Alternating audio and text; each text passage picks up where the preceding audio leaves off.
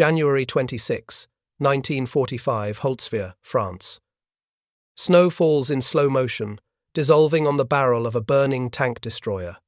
Smoke drifts across a ruined field, and on top of that smouldering machine stands a 19-year-old Texan, pale, exhausted, and impossibly small inside his oversized uniform. His name is Audie Murphy. Through the grey haze, German officers raise their binoculars and laugh. Ein Kind. A child, they sneer. A boy, they think, not a threat. But the child doesn't flinch. He slaps a fresh belt into the .50 caliber machine gun, the metal hot enough to sear his gloves. The wreck beneath him burns, ammunition cooking off like thunderclaps, yet he stays. Behind him, his own men have fallen back. Ahead, an entire German company advances, tanks growling, rifles cracking. The snow turns black from smoke, red from blood. Murphy lowers his head, mutters the words his platoon knows by heart. Lock and load. In that frozen moment, the war's smallest soldier becomes its fiercest. One farm boy from Hunt County, Texas, about to stand alone against 250 seasoned Germans. No one watching from the tree line expects him to survive, not even Murphy himself. But before the day ends, the laughter of those officers will be silenced, buried beneath the roar of a single gun, and the courage of a man the army once said was too small to fight. The legend of Audie Murphy begins here. Snow drifts like ash across the French countryside, muting the sound of war until the first German shell screams through the tree line. It hits 20 yards ahead of the command post, throwing black dirt and frozen bodies into the air. The line buckles. Men dive for cover, shouting over the thunder. Murphy's headset crackles. Enemy armor! 6 tanks, supported by infantry closing fast. He looks through his field glasses. The horizon moves grey shapes pushing through the fog, panzers with whitewashed hulls, infantry ghosts following behind. The Germans are confident. They've spotted a handful of Americans, a skeleton platoon guarding a stretch of open field. Easy kill. Murphy orders his men to hold. The air smells of burning fuel and pine sap. Machine guns chatter from the ridge, cutting into the snow line. Bullets hiss overhead like angry bees. Get the men back to the tree line, he shouts. Cover the retreat. The M10 tank destroyers grind into position. Their engines roar, tracks biting through snow. The first one fires a hollow boom, recoil slamming its hull backward. The shot glances off a Panzer IV. Return fire answers instantly. The M10 shudders, then bursts a geyser of flame and metal. 2 crewmen tumble out, burning. The second M10 backs off, reversing through mud, its main gun silent. Now it's just infantry, 30 exhausted men against an armoured company. The radio is chaotic. We're overrun, they're flanking. Murphy scans the field. The burning M10 still sits ahead, a dying beast, the .50 caliber Browning untouched on its mount. German officers wave their men forward, shouting through the smoke, laughing, confident, unaware. Murphy's hand tightens on his carbine. He knows what's coming. He calls artillery. Fire on my coordinates. Negative, comes the reply. That's your position. Murphy doesn't hesitate. You heard me. Fire. Then he drops the handset, slings his rifle aside, and runs straight into the storm. The snow swallows him for a moment, then the firelight catches his face, young, cold, and unafraid. The officers stop laughing, because the boy they mocked is now climbing onto a burning tank. Flames roar beneath him, licking the sky like molten tongues. The M10 burns hot enough to melt snow in a 10-yard circle. Lieutenant Audie Murphy crouches on its steel back, smoke and steam twisting around him. His breath hitches not from fear, but from the sheer heat clawing at his face. Below, the field comes alive. German infantry, nearly 250 strong, fan out in attack waves, rifles glinting under the grey Sunday machine guns open up from the hedgerows, hammering the tree line where Murphy's men have fallen back. He can hear them yelling, voices muffled by distance. Get off that tank! You'll be killed! Murphy doesn't answer.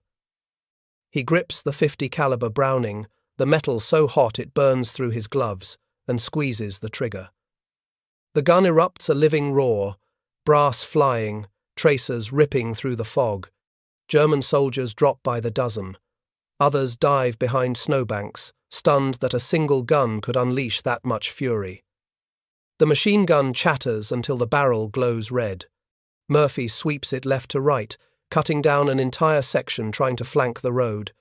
He hits a fuel truck, it explodes in a white flash, taking 2 half-tracks with it. The blast throws bodies and shrapnel into the sky. He pauses only to reload. Smoke rolls off the wreck like a furnace. Artillery falls close now, his own coordinates. Shells crash around him, sending mud and metal raining down. A fragment grazes his leg.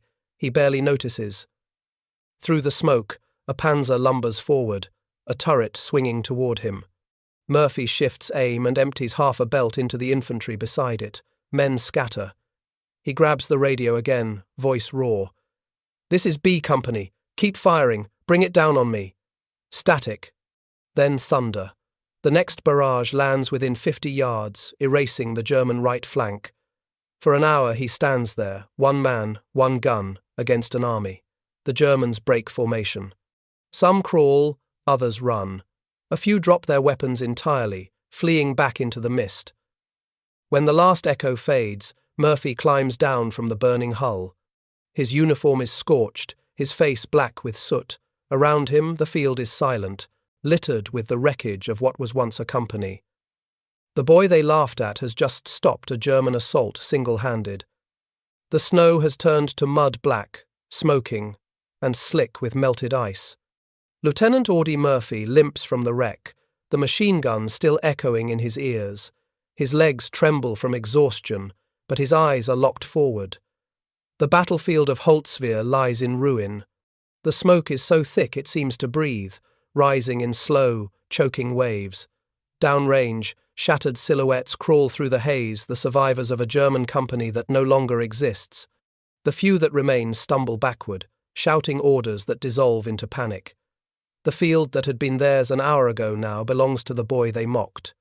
Murphy slams a fresh belt into the Browning and climbs back onto the flaming tank destroyer. Flames claw at his boots, the metal hisses beneath him. He knows the danger fuel tanks are still cooking off inside, but he doesn't care. His men are still pinned in the forest, and the enemy could regroup any second. He opens fire again. The .50 caliber roars, the muzzle flash strobing through smoke. Tracers carve red arcs across the grey sky, punching holes in every shadow that dares move. Each burst is measured, precisely years of hunting rabbits in Texas now turned into mechanical, lethal rhythm. "Keep your heads down," he shouts through the radio. "I'll hold them." The artillery forward observers can hardly believe it. One voice on the line still alive, still calling for fire while an entire German assault burns. They shift their guns, walking explosions forward until the ground itself seems to scream. A panzer tries again, engine growling, turret swinging toward the road. Murphy sights through the smoke, squeezes the trigger. Tracers walk across the hull, slicing through infantry beside it. The tank halts, hesitates, then reverses, armor shuddering under the storm. When his last belt runs dry, he grabs the handset one final time. "They're pulling back," he rasps. "Send everything you've got." The next volley hits like the hand of God, thunder, light, and then silence. When it clears, Murphy drops from the burning wreck, smoke curling around him like a shroud. His uniform is shredded, his hands blistered, his face unreadable. Holtzwihr still stands because one man refused to fall back. When the last echoes of artillery fade, a strange silence settles over Holtzwihr, a silence so deep it feels unnatural. Smoke hangs low across the ruined field, curling around the twisted wrecks of tanks and men. The snow, once white, is now black and red, steaming under the winter Sunday. Lieutenant Audie Murphy stands alone beside the burned-out M10 tank destroyer, the smell of gunpowder and scorched metal clinging to his uniform. His ears ring. Every heartbeat sounds like thunder in his skull. He doesn't yet realize the scale of what he's done, he only knows that he's still alive. He reloads his carbine and scans the haze. Bodies lie everywhere, Germans sprawled where they fell, helmets rolling in the wind. The assault has been broken, completely shattered. 250 men had come across that open ground. Almost all of them now lie dead or dying. Murphy steps forward cautiously, the snow crunching under his boots. He passes a German officer slumped against a log, eyes still open, a pistol frozen in his hand. The arrogance, the laughter all gone. The field that was supposed to be Germany's triumph has become its grave. Behind him, faint voices call out from the tree line. His men are returning, disbelief written across their faces. They move slowly, weapons lowered, staring at the destruction their lieutenant has wrought alone.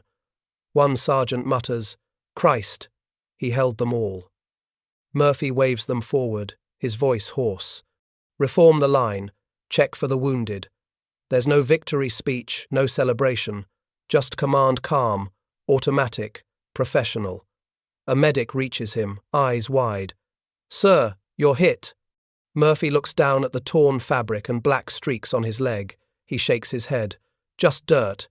It's not. A bullet had grazed him, shrapnel peppered his coat. But there's no time for pain. The Germans will counterattack, they always do.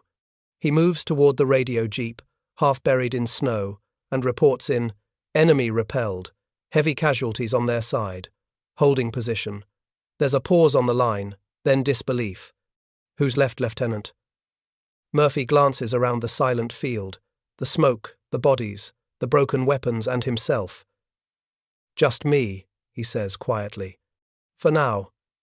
He turns back toward the tree line, eyes cold, the young face of a man who's aged 10 years in 1 hour. The Germans thought they'd seen a boy. But what stood on that burning tank was something else entirely, the kind of soldier wars remember forever. Afternoon light bleeds through the drifting smoke, thin and ghostly. The battlefield is quiet now, too quiet. The kind of quiet soldiers never trust. Lieutenant Audie Murphy crouches behind a splintered fence post, scanning the far tree line through binoculars still dusted with frost. His breath fogs the lenses. The Germans have vanished. No movement, no engine noise, nothing but the faint crackle of burning steel. He knows better than to believe it's over. The enemy doesn't surrender in daylight. They melt, regroup, and strike again. He signals his men 30 left from the original 40 to re-establish firing arcs. They move like ghosts through the smoke, eyes hollow, nerves raw. The ground beneath their boots is littered with the twisted metal of helmets and rifles, the aftermath of a massacre. The radio sputters to life. "B Company, report." Murphy presses the handset to his ear. "Line holding. Enemy armor destroyed. Infantry scattered." A pause, then a voice heavy with disbelief. "Lieutenant, that's impossible." He doesn't answer. Instead, he studies the field again.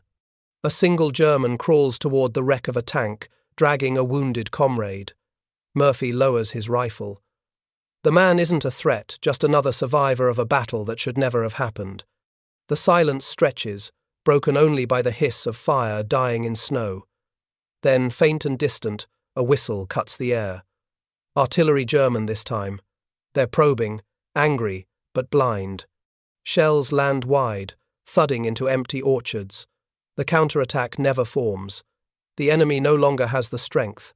Murphy stands, shoulders stiff, the weight of fatigue pressing like lead on his spine. He stares at the horizon, where smoke blurs the setting sun into a blood-red smear. Around him, his platoon rearms, replaces magazines, and tends to the wounded. They whisper his name like a rumor, not sure whether he's human or something forged by the fire itself. A corporal approaches, voice shaking. "Sir!" They're retreating. Murphy doesn't smile. He just nods. "Good. Hold this ground." He turns back toward the wreck that had saved them, the blackened M10 still smouldering, the Browning heavy on its mount, barrel warped from heat. It had been his fortress, his last line, his judgment day. The Germans never came again. Holtzwihr remained in American hands. And somewhere beyond the smoke, the officers who once laughed at the boy from Texas finally understood the laughter had died with their men. Dusk settles over Holtzwihr like a shroud. The sky turns violet above a battlefield, still smouldering, the snow beneath it steaming from blood and heat. The wind carries the faint metallic tang of spent brass, gunpowder, and death. Lieutenant Audie Murphy walks through the wreckage in silence, boots crunching over shell casings and shattered helmets. The smoke makes his eyes water, but he doesn't blink. The field that had been a German assault line only hours ago is now a graveyard. The dead lie in chaotic patterns, men half buried in craters, rifles frozen mid-recoil, faces pale against the black ash. Every direction tells the same story. One man stood his ground, and an army broke against him. Murphy stops beside what used to be the M10 tank destroyer. Its turret has melted inward, the gun barrel twisted like bone. The .50 caliber Browning, blackened but intact, still points toward the tree line. Steam rises from its body as if it's still alive. Behind him, medics move through the field, checking pulses, tagging bodies. The voices of his men are low, subdued, not celebratory, but reverent. They know what they've witnessed will be told and retold, but right now it feels unreal, almost sacred. A jeep grinds to a halt nearby. A major steps out, his uniform crisp, his expression caught somewhere between awe and disbelief. "Lieutenant Murphy," he says, scanning the devastation. "You held this sector alone?" Murphy doesn't look up. "Didn't have much choice, sir." The major walks forward, kicking through the snow. He stops at a heap of twisted weapons and dead soldiers. His voice lowers. "You killed all of them?" Murphy shrugs faintly. "They kept coming. I kept shooting." The major stares at him for a long moment, then nods. "We'll recommend you for the highest honors, son." Murphy doesn't respond. He's still watching the smoke drift across the frozen ground, still hearing the echo of the gun, the rattle of brass cascading across steel. To him, it doesn't feel like heroism. It feels like survival. The artillery has gone quiet now. Even the birds are silent. The battlefield seems frozen in time, a monument built not by stone, but by fire and will. As darkness descends over the ruins of Holtzwihr, Murphy lowers his head, breath ghosting in the cold. The laughter of German officers has vanished into the snow. Only the legend remains, a 19-year-old Texan, alone in a sea of flame, who refused to run when the world collapsed around him. Darkness falls heavy, O Holtzwihr.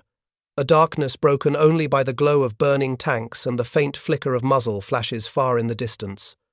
The snow reflects the firelight in dull, blood-colored pools. The battlefield still smokes, whispering faintly as the last embers of war die out. Lieutenant Audie Murphy crouches behind a shattered wall, rifle resting across his knees. His hands shake, not from fear, but from the cold and exhaustion. His uniform is stiff, with soot and blood. His boots crunch over frozen mud each time he shifts his weight. He hasn't spoken in an hour. No one has. Around him, the remnants of B Company reoccupy their line. Men whisper over the wounded, patching shrapnel tears with trembling fingers. A few check weapons by instinct, not necessity. The attack is over, but the fear hasn't left. Everyone waits for the next wave, the one that never comes. From the west, artillery flashes briefly, then fades. Somewhere in the valley below, the German retreat has begun. The once confident battalions that advanced at dawn are scattering through the woods, leaving their dead behind. The boy they mocked has turned their triumph into ruin. Murphy hears boots crunch behind him.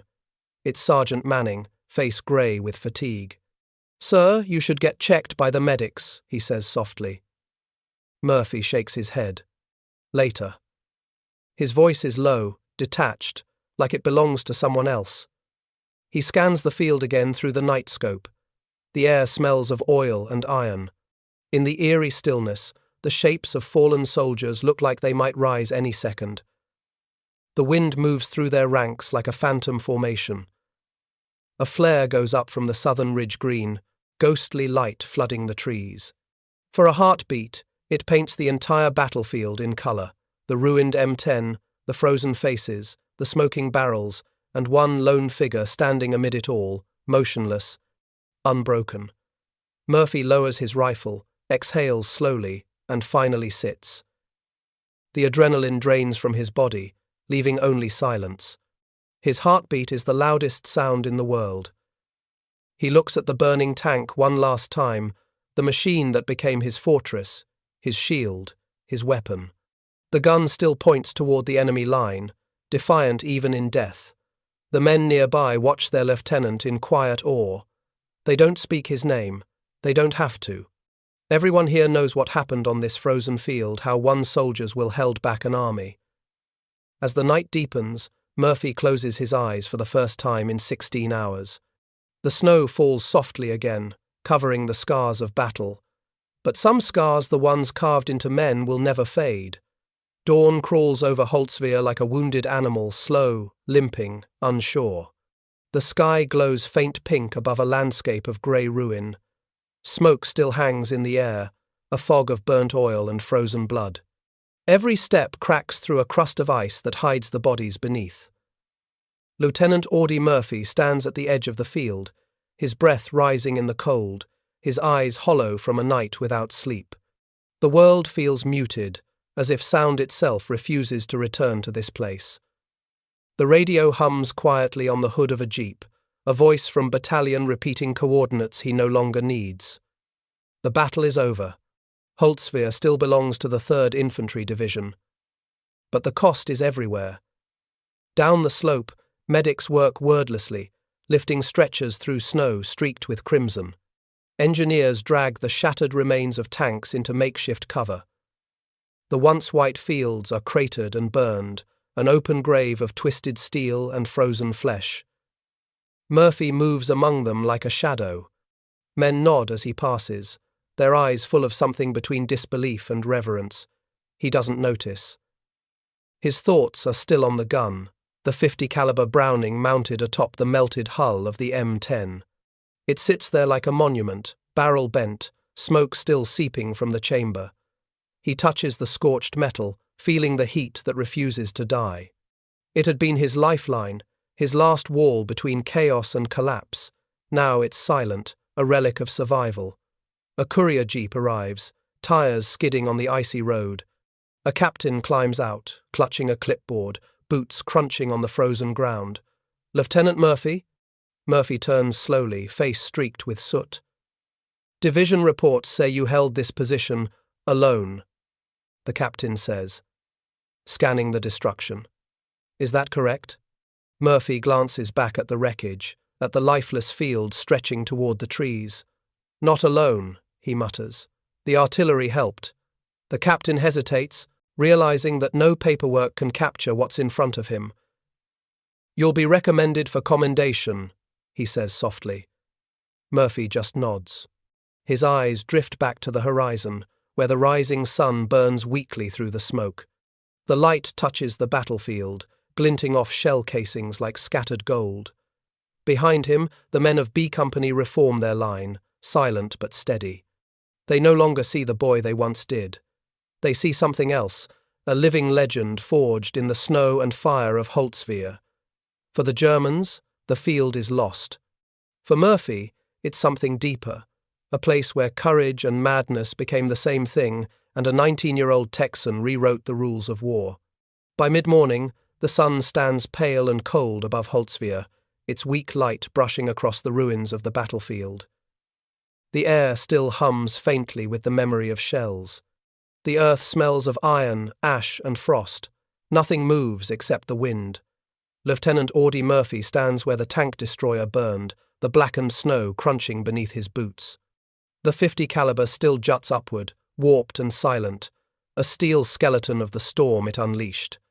Around him, the field lies quiet, a canvas of destruction that only hours ago was alive with noise and flame. He looks across the killing ground. In every direction stretch the frozen remains of the enemy. Helmets half buried in ice, rifles broken in the dirt. A field once ruled by German confidence now belongs to stillness. The laughter that began the battle has vanished into smoke. His men gather behind him, faces gaunt, eyes red-rimmed from exhaustion. No one speaks. They don't need to. They know what happened here will be retold long after they're gone. But standing in that silence, it doesn't feel like victory, it feels like survival carved into snow. A messenger arrives on foot, boots slamming against the icy road. "Orders from battalion, sir. We're to hold position until relief arrives." Murphy nods once. "We'll hold it." He looks toward the tree line where the first German tanks had appeared, a scar of broken trees and torn earth marking their path. Every crater, every burned-out hull feels like a wound that will never close. The messenger hesitates, glancing at the wrecked M10.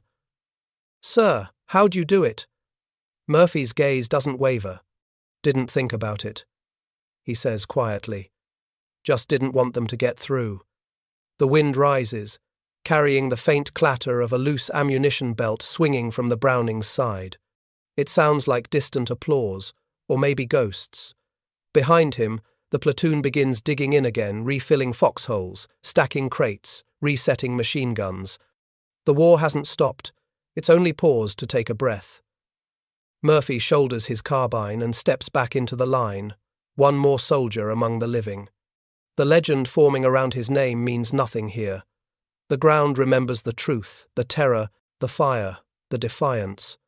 And long after the snow melts from Holtzwihr, whispers will remain of the day the Germans laughed at a boy from Texas and the boy who answered with thunder.